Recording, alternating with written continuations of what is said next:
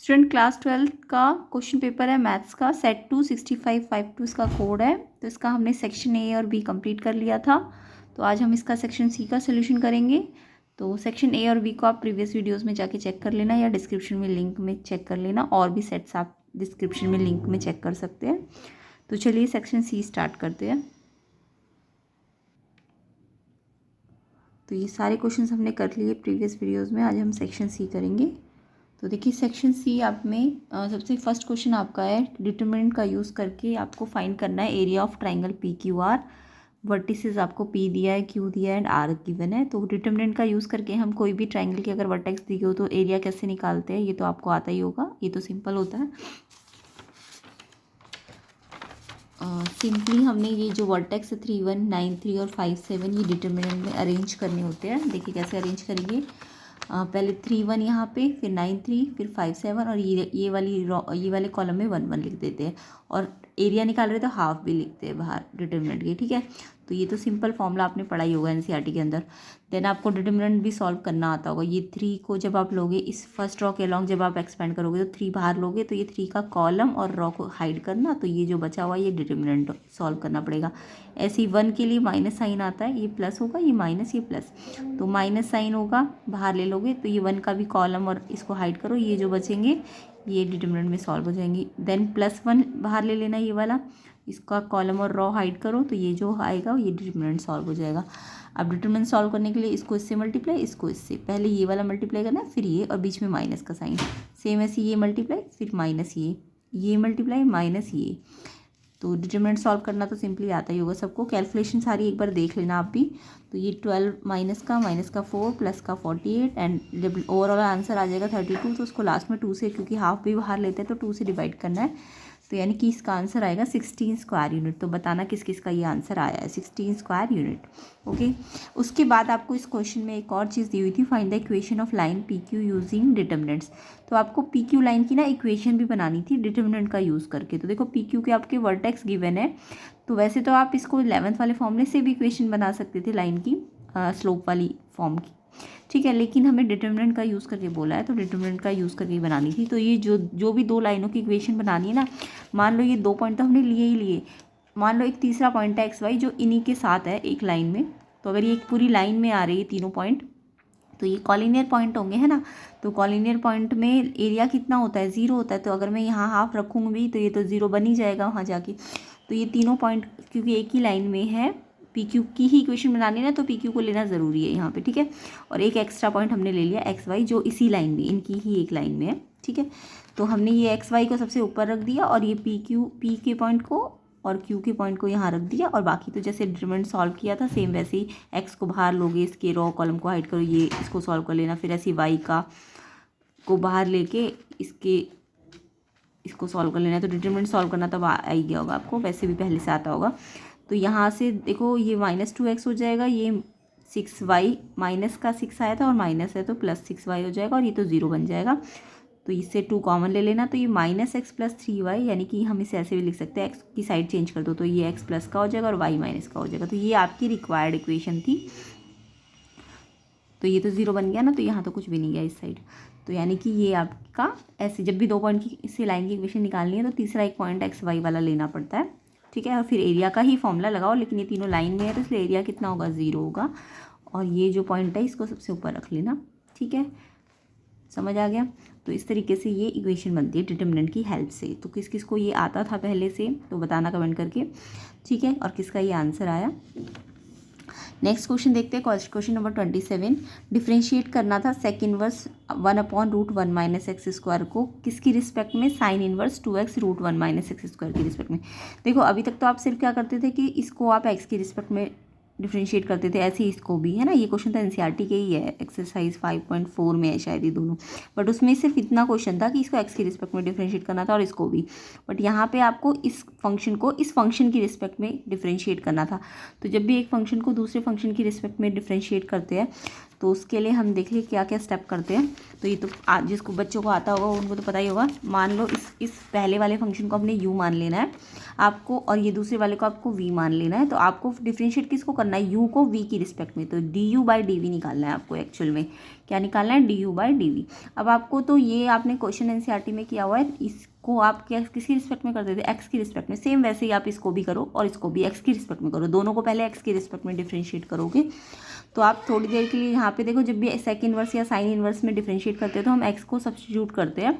तो एक्स को हमने यहाँ पे देखो इस क्वेश्चन के अकॉर्डिंग हमने एक्स को साइन थीटा सब्स्टिट्यूट कर लिया। तो जिससे थीटा क्या हो जाएगा, ये साइन वहाँ चला जाएगा तो साइन इनवर्स एक्स हो जाएगा। अब जहाँ जहाँ एक्स दिख रहा है ना, पहले मैं यू को लूँगी।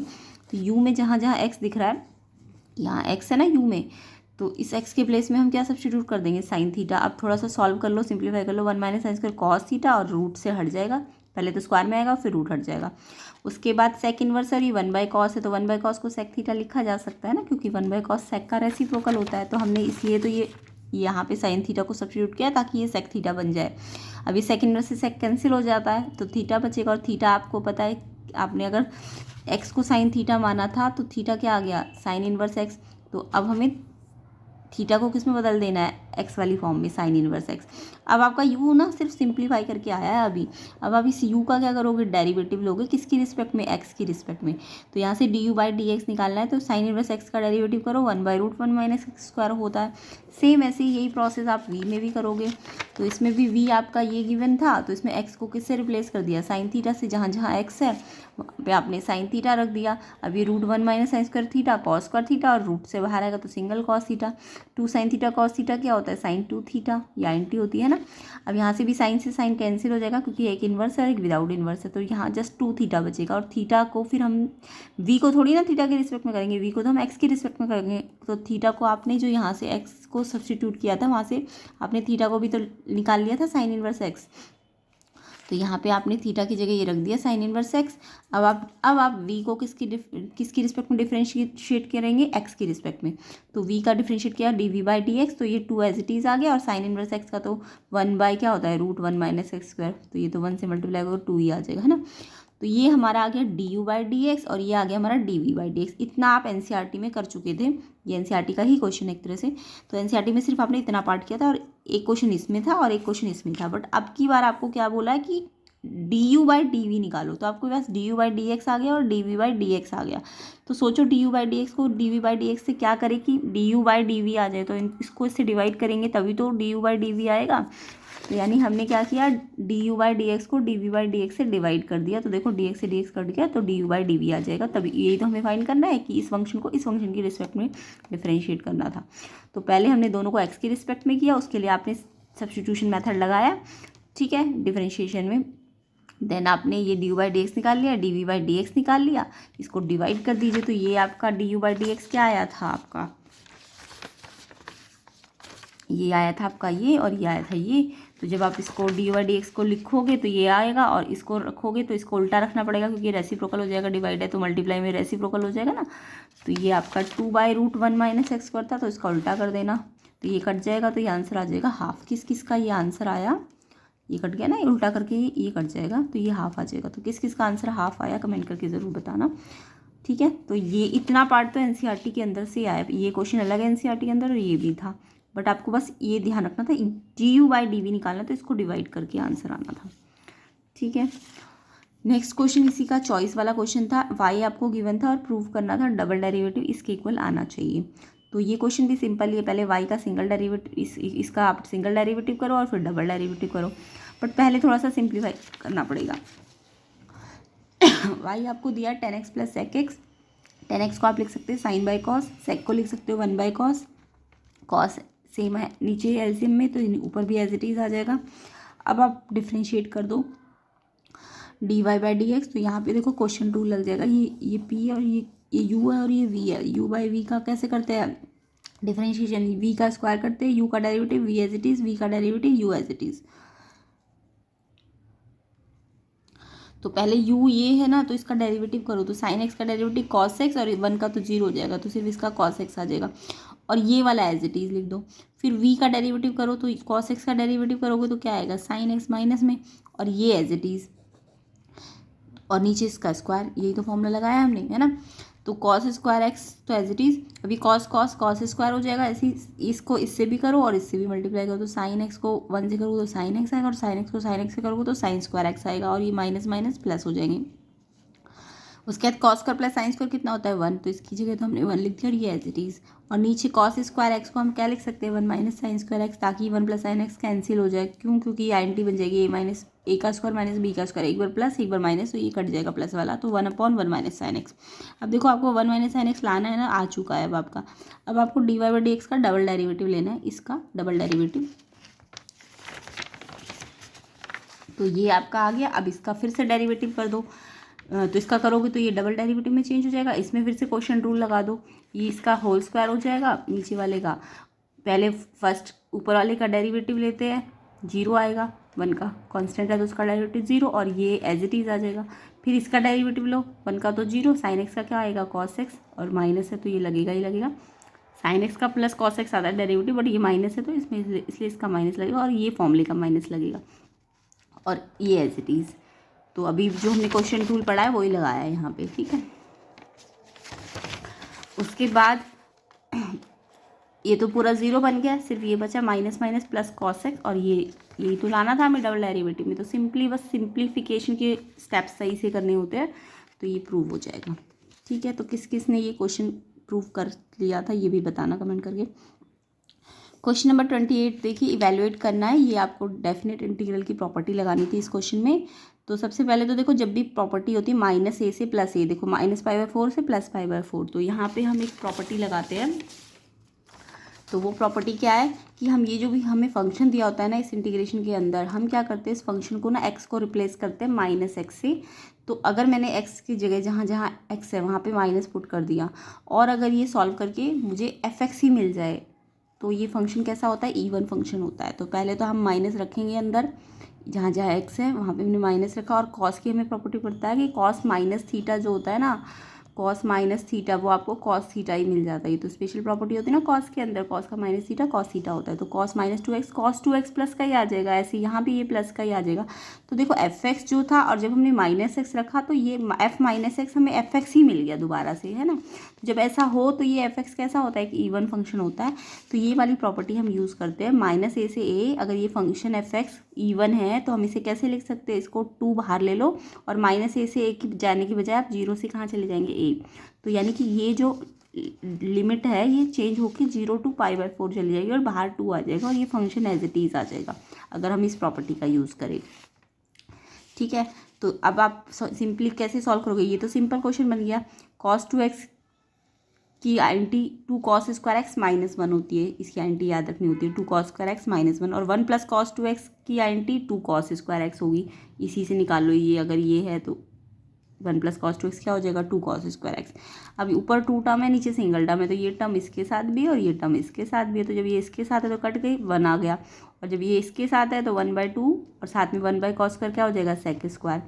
अब आपको इंटीग्रेशन पता है, इसका भी इंटीग्रेशन करो और इसका भी इंटीग्रेशन करो, और ये लिमिट तो लगी हुई है जो हमने चेंज करके लाए हैं अभी इस प्रॉपर्टी के बेस पे, और 2 भी आएगा बाहर, है ना फॉर्मूले का।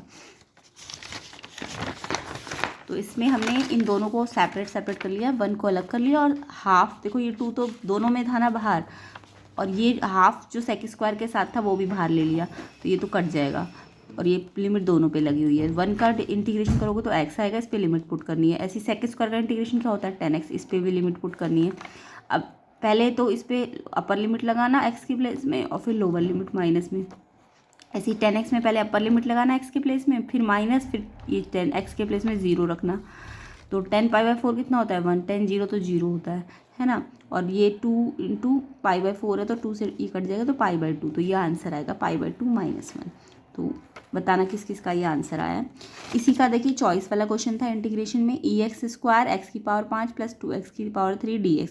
तो यहाँ पे आपको थोड़ा थोड़ा ex की इंटीग्रेशन का फॉर्मूला याद हो तो उसी फॉर्मूले को लगा के आपको इसको सॉल्व करना था। तो कैसे करना था देखो, सबसे पहले तो e के ऊपर एक्स स्क्वायर है ना, e के ऊपर एक्स स्क्वायर है, तो हम ना इन सबको एक्स स्क्वायर वाले फॉर्मूले में ब्रेक करेंगे। तो देखो सबसे पहले तो कॉमन ले लो, x⁵ x⁵ में से x⁵ कॉमन आ जाएगा, तो अंदर बचेगा x⁵ और यहाँ पे 2 बचेगा बस। अब देखो यहाँ पे एक्स स्क्वायर है तो इस x³ को ब्रेक कर दो x² और x में, x² अलग कर दिया x अलग कर दिया, और ये एज इट इज़। उसके बाद एक्स स्क्वायर, जो भी ई का ऊपर एक्स स्क्वायर होता है उसको हमने क्या मान लेते हैं, सब्स्टिट्यूशन लगा के टी मान लिया। तो यहाँ से 2x dx डिफरेंशिएशन करूँगी तो 2x dx किसके बराबर आ जाएगा, dt के। तो x dx क्या हो जाएगा, हाफ dt। तो ई एक्स स्क्वायर को तो टी दे दिया, ई टी, और ये भी टी बन जाएगा। और ये क्या है, एक्स स्क्वायर टी था ना, और साथ में +2 एक्स्ट्रा है, t+2। एक्स स्क्वायर को टी माना है तो ये तो +2 भी एक्स्ट्रा है ना। उसके बाद ये एक्स डी एक्स हमारा क्या आ गया, हाफ डी टी आ गया। तो डी टी और हाफ बाहर ले लिया। अब आपको दिख रहा है ई, अभी देखो पूरा प्रॉपर फॉर्मूला नहीं बना है। ई टी के साथ ये फॉर्मूला क्या होता है, ई एक्स के साथ ना अगर फंक्शन है और साथ में इसका डेरिवेटिव है, तो अभी तो आपके पास ये प्रॉपर फॉर्म नहीं बनी, ये फंक्शन और ये फंक्शन का डेरिवेटिव थोड़ा ना बना है, तो आपको बनाना पड़ेगा। तो पहले अंदर इसको मल्टीप्लाई कर दो, ये इससे और ये इससे, t² + 2t, ये अंदर चला जाएगा ना।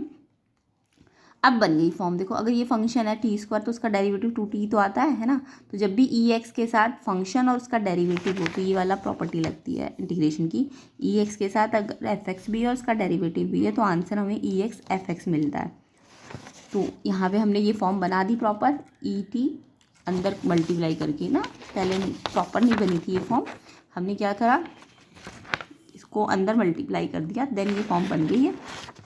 इस फॉर्म को अगर मैं इस फॉर्मूले से कंपेयर करूं तो यानी कि एफ एक्स ये है और ये डेरिवेटिव है, तो आंसर में ई एक्स एफ एक्स मिलेगा। तो ई एक्स एफ एक्स तो ये है ना, ये थोड़ा ना है, ये तो डेरिवेटिव है। तो ई एक्स एफ एक्स एंड साथ में +c, और फिर t को रिप्लेस कर दो, जो आपने सब्स्टिट्यूशन लगाई थी यहाँ पे एक्स स्क्वायर से, यहाँ भी t के प्लेस में एक्स स्क्वायर और ऊपर अलग से स्क्वायर है। तो हाफ ई एक्स स्क्वायर x⁴ +c इसका आंसर था। तो बाकी ये क्वेश्चन क्योंकि सेक्शन सी है, कितने मार्क्स का है ये आपका, 3 मार्क्स का है। तो इसमें दोबारा से आपको इंटीग्रेशन करने की मेरे हिसाब से तो ज़रूरत नहीं थी, सीधा प्रॉपर्टी लगानी थी। तो इसलिए हमने सीधा इसको प्रॉपर्टी लगा के सॉल्व कर दिया। अदरवाइज आप सिंपल है, इसको आइलेट वाले फॉर्मूले से सॉल्व करो, है ना। ई टी t² को तो एज इट इज़ रखना, ई टी 2t पे आइलेट फॉर्मूला लगाना, और फिर से आई आ जाएगा, है ना। तो लंबा मेथड हो जाएगा। मेरे हिसाब से तो ये प्रॉपर्टी लगा के ही आपको डायरेक्ट यहाँ पे सॉल्व कर देना था, ठीक है। तो ई एक्स की प्रॉपर्टी वाला क्वेश्चन था ये। तो किस किस ने ये क्वेश्चन किया बताइएगा। क्वेश्चन नंबर 29 आपको एप्लीकेशन ऑफ इंटीग्रेशन में से था। फाइंड करना था area of minor segment of the circle cut off by the line x=1 using integration. तो यहाँ पे एक सर्कल है और एक लाइन है, और आपको जो भी सर्कल और लाइन ने जो माइनर सेगमेंट बनाई है उसका एरिया निकालना था इंटीग्रेशन का यूज़ करके। तो देखिए सबसे पहले तो आपको दिख रहा है कि ये सर्कल है x² + y² = 4। तो यहाँ से हमने देखा कि सर्कल का x² + y² 4 को हम लिख सकते हैं 2 का स्क्वायर। तो यानी इसका सेंटर तो 0 0 है, क्योंकि x y के साथ कुछ है नहीं ना, तो 0 0 सेंटर है और रेडियस इसकी 2 है ना। तो यानी कि एक सर्कल है जिसका सेंटर 0 है, 0 0 है, और रेडियस यहाँ से यहाँ तक 2 है इसकी। तो 2 से पूरा ऐसे जाएगा ये सर्कल, हर जगह पर 2 होगा इसका, है ना। x का 2, x का -2, ये क्योंकि रेडियस पता चल गई 2 है। अब एक लाइन है, जो लाइन की इक्वेशन क्या बोली है इन्होंने, x=1। तो यानी कि लाइन x=1 यानी कि x के 1 से होते हुए जाएगी, है ना, ये लाइन की इक्वेशन। अब आपको बोला कि ये लाइन जो है सर्कल को 2 पार्ट्स में डिवाइड कर रही है ना, तो माइनर सेगमेंट, ये वाली माइनर सेगमेंट होगी। कोई भी सर्कल में अगर कोई लाइन कट के जाती है तो ये सेगमेंट बनती है ना, ये वाली। तो माइनर सेगमेंट पूछी थी ये वाली, यानी ये पूरा माइनर सेगमेंट।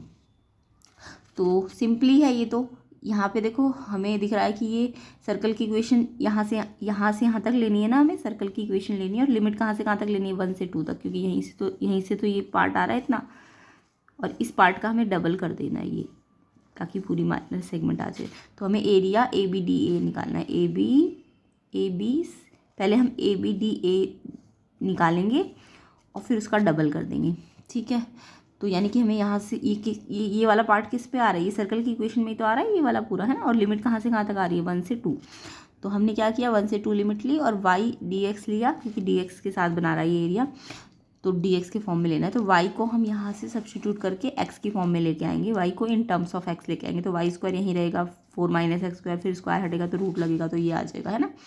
और साथ में dx, और लिमिट क्या आएगी, 1 से 2 दिख रही है वो हमें, लाइन 1 से, और ये सर्कल 2 तक था। और डबल करना है ताकि ऊपर और नीचे का भी आ जाए। तो ये इंटीग्रेशन की आपको डायरेक्ट फॉर्मूला आना चाहिए, root a square minus x square वाला, half x root a square minus square plus half a square sine inverse x by a plus c. तो ये फॉर्मूले वाला इंटीग्रेशन होता है, ठीक है। तो अब यहाँ पे हाफ एक्स के प्लेस में हमने क्या एक्स ही रखना है, फिर ये दोबारा से root a square minus x जो पूरा है वो एज इट इज़ आ जाता है, प्लस हाफ फिर ए स्क्वायर, ए क्या है हमारा टू है ना, अगर हम ए को बोले तो ये देखो ऐसे लिख सकते हैं ना, 2 स्क्वायर माइनस एक्स स्क्वायर पे रूट, तो ए तो 2 है बट पूरा ए स्क्वायर लेना है ना यहाँ पे, तो यानी 4 पूरा लेना है, ठीक है। साइन इनवर्स एक्स अपॉन ए क्या है, ए तो सिर्फ 2 है ना। तो इसमें फॉर्मूले में हम फॉर्मूले वाइज हमने इसमें पुट किया इसको। तो अब आप 1 से 2 लिमिट लगा दो। अब लिमिट लगाने के लिए पहले 2 वाली लिमिट लगाना, फिर 1 वाली। पहले 2 वाली लिमिट जहाँ जहाँ एक्स दिखे वहाँ वहाँ एक्स की जगह क्या रख दोगे, 2 रख दोगे, ठीक है। कैलकुलेशन बहुत ध्यान से करनी है। यहाँ पे एक्स है तो इसमें 2 रख दिया, यहाँ पे एक्स स्क्वायर है तो 4 हो जाएगा, यहाँ पे एक्स है तो 2 रख दिया, है ना। फिर माइनस, फिर लोअर वाली लिमिट रखनी है, जहाँ जहाँ एक्स दिख रहा है आपको, एक्स की जगह 1, इस एक्स की जगह भी 1, इस एक्स की जगह भी 1, है ना। और बाहर माइनस है, ये ध्यान रखना। लोअर लिमिट अपर लिमिट फिर माइनस फिर लोअर लिमिट पुट करते हैं जहाँ जहाँ एक्स होता है, और ये 2 तो था ही बाहर। अब इसको कैलकुलेशन ध्यान से करोगे, 4 - 4 0, ये तो पूरा 0 बन जाएगा। देन ये कैंसिल कर दो, 2 2 ज़ा 4। ये साइन इनवर्स 1 की वैल्यू कितनी होती है, π/2 होती है ना। 1 का होता है साइन π/2 पे, तो साइन इनवर्स से साइन कट जाएगा 1 की जगह और π/2 आ जाएगा, है ना। और ये 2 जो था π/2 से कट जाएगा। सेम ऐसे ही हाफ इंटू 1, ये तो √3 बन जाएगा। और ये 2 2 ज़ा 4, साइन इनवर्स हाफ कब होता है, π/6 पे, और ये 2 एक्स्ट्रा है तो ये इससे कट जाएगा। कैलकुलेशन आप देख लेना एक बार, क्या पता मिस्टेक हो सकती है हल्की फुल्की, आप कमेंट करके बताना आपका आंसर यही आ रहा है कि नहीं आ रहा।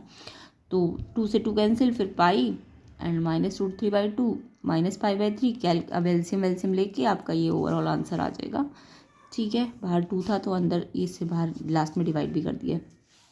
तो कमेंट करके बताना ये आंसर आया कि नहीं आपका, जो ये सर्कल वाला क्वेश्चन है, ठीक है। तो ये इसकी प्रॉपर आपको पहले इसका डायग्राम बनाना था, देन आपको ये तो अगर क्वेश्चन किए होंगे आपने एप्लीकेशन ऑफ डेरिवेटिव की तो आ ही गया होगा, आंसर शायद ये जाएगा, ठीक है। आगे देखिए क्वेश्चन, ये वेक्टर में से था, अच्छा क्वेश्चन था।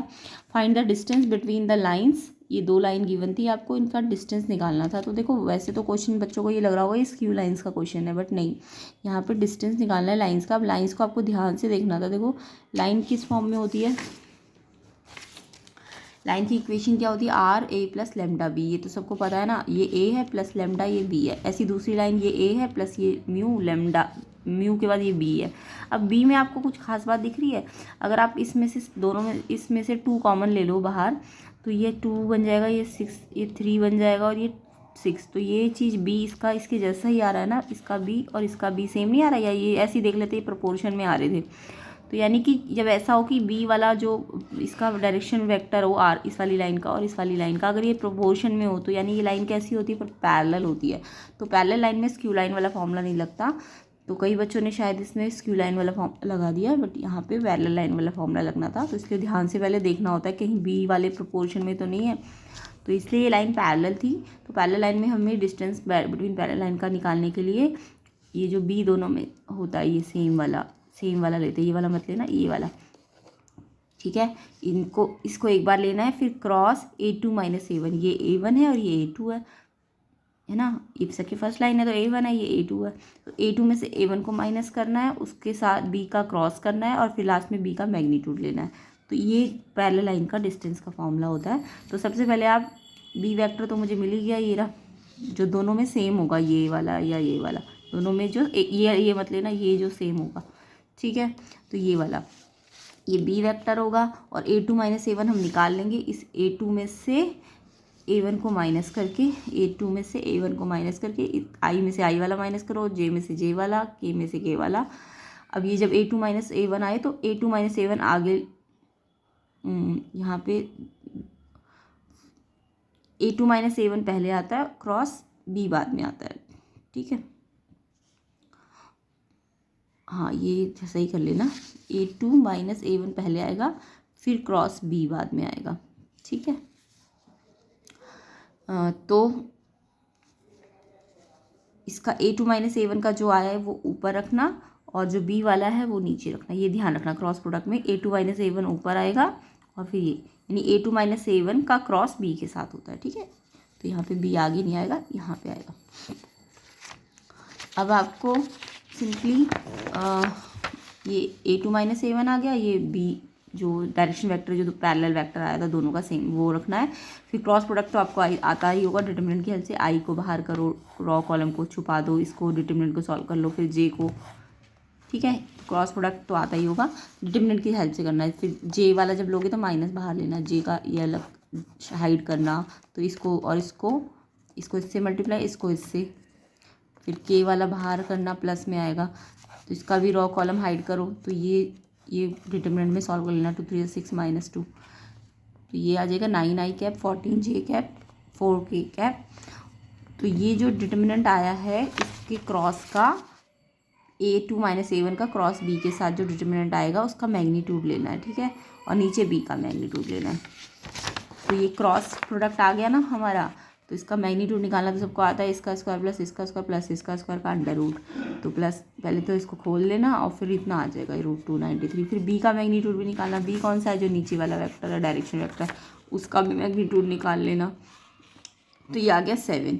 तो आपको क्या करना है, क्रॉस का ऊपर रखना है मैग्नीट्यूड और इसका नीचे रखना है, तो ये आंसर आएगा। तो बाकी कैलकुलेशन पार्ट आप देख लेना, बताना कमेंट करके ये आंसर आ रहा है कि नहीं आ रहा, ठीक है। तो ये पैरेलल लाइन वाला डिस्टेंस था, तो ध्यान से बच्चों ने कहीं स्क्यू लाइन ना कर लिया हो। ओके, एक लास्ट क्वेश्चन और देखते हैं इस सेक्शन का, क्वेश्चन नंबर 31। तो find the coordinate of the foot of the perpendicular drawn from the point P023 to the line. तो देखो ये एक लाइन की कार्टेशियन इक्वेशन दी है और आपको बोला है कि एक पॉइंट P से इस लाइन का ये वाला पॉइंट P लाइन पे क्या है परपेंडिकुलर, इस पॉइंट से हमने लाइन पे परपेंडिकुलर खींचा है इस लाइन पे, और इस परपेंडिकुलर का ना इस पॉइंट P से जो परपेंडिकुलर खींचा है उसका फुट निकालना था। तो ये क्वेश्चन भी अच्छा था, क्वेश्चन इसके आने के चांसेस भी पूरे ही थे। तो ये पॉइंट P है, मान लो ये P पॉइंट है और ये लाइन है जिसकी इक्वेशन आपको गिवन है, ये लाइन L है, ठीक है। अब ये पॉइंट P से परपेंडिकुलर डाला हमने इस लाइन पे, तो मान लो ये यहाँ पे इस लाइन को M पे काट रहा है और परपेंडिकुलर है ये, ठीक है। तो ये M क्या है, इसका फुट है ना, इस लाइन का क्या है, इस P पॉइंट से जो लाइन आ रही है M उसका क्या होगा, फुट, यानी M के हमें कोऑर्डिनेट निकालने हैं। तो सिंपली आपको पता है कि अगर ये लाइन की इक्वेशन है तो इस लाइन का जो XYZ होगा वो यहाँ पे सेटिस्फाई कर रहा होगा, यानी ये जो फुट आ रहा है इसका वो लाइन के XYZ को सेटिस्फाई कर रहा होगा, है ना। तो इस लाइन की इक्वेशन से क्या आप इसके XYZ नहीं निकाल सकते हो, लाइन की इक्वेशन से XYZ निकाले जा सकते हैं। अगर इस पूरे को हम लैम्डा मान ले तो x कैसे आएगा, पहले x + 3/5 को लैम्डा के बराबर करो तो 5 लैम्डा -3 हो जाएगा। ऐसे ही y आ जाएगा 2 लैम्डा +1, z आ जाएगा 3 लैम्डा -4, है ना।